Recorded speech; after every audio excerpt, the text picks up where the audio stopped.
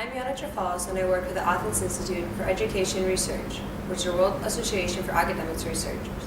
I would like to welcome you to Athener's interview series, where we interview the participants that attend our mini conference in Athens to present their work.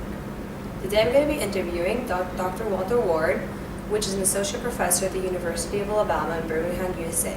Hello, Dr. Ward. Hi, how's Welcome. it going? Thank Good. you. So I'd like to begin with asking you to give us a brief academic introduction of yourself. So, believe it or not, I started as a chemical engineering major whenever I went off to college. Now I study ancient history.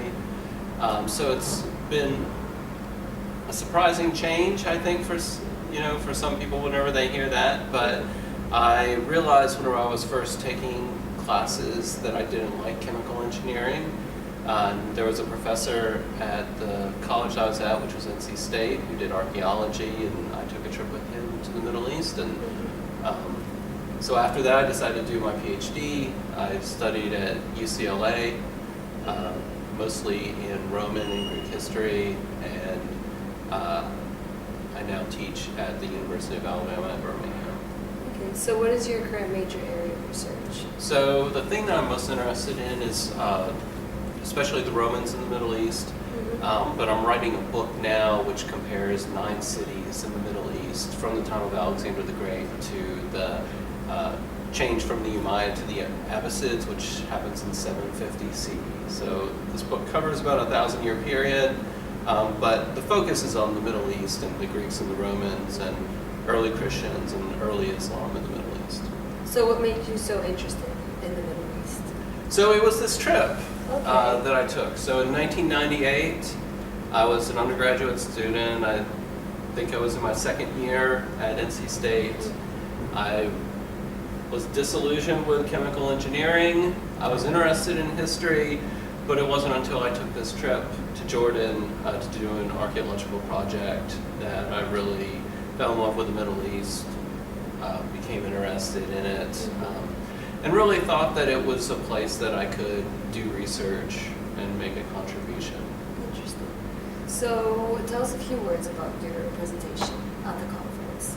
So today what I was talking about is just a small portion of this larger project about these 9 cities. And specifically what I was talking about today is how our thinking about the Middle East can influence the way we thought about people in the past.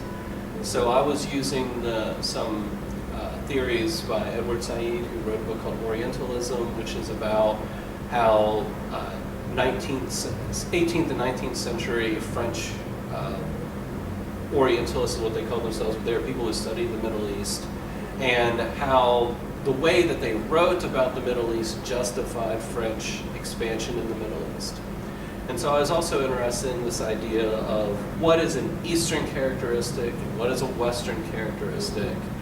And what I have found in looking at the literature on these cities is that most scholars who tend to be so-called Western scholars privilege the Greek and Roman remains over early Islamic remains and what we would think of as an indigenous society. And so my paper today, I'm trying to argue that we at least need to think about this, and that perhaps the way that we've thought about the classical city, the polis, and what came later as a decline or a decay of that ideal, that these are not really a decline, but a change, a transformation. So how were you introduced to Athener, and what made you attend the conference? So I got an email, and I'm sure you probably hear that a lot. Yeah.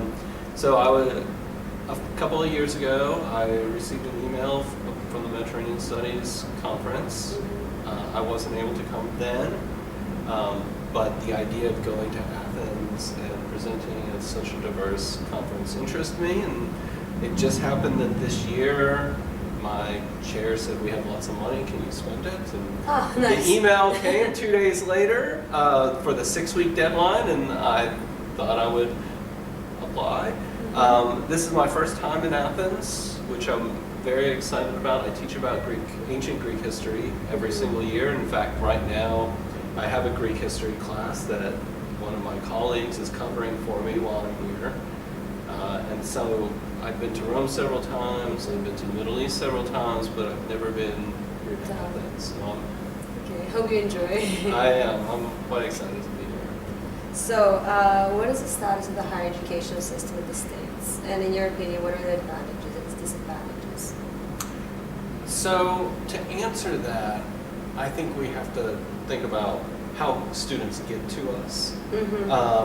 And there's a lot of disparity in terms of class and race in the United States about who has access to higher education and who doesn't. Now, I'm lucky to teach at University of Alabama at Birmingham, which is a very diverse school. The Birmingham city is a very diverse region, but of course we have these problems of class disparity there. And so I think that that's one of the major problems about our education system in general is the status of public schools at the high school, junior high, elementary school level. But in terms of the students who I get, I would say that our biggest problem now in education is that students are looking for careers rather than education. So this is something that we experience in the College of Arts and Sciences, but I know it's pretty universal in the United States that students are turning away from classic disciplines like history or philosophy or English to more professionalized schools like nursing, engineering, STEM fields. And a lot of that I think has to do with economics. And that's a challenge that me as a historian and my colleagues that we're personally facing now is to figure out how to make ourselves relevant for the economic period that we're in. Thank you very much. Thank you.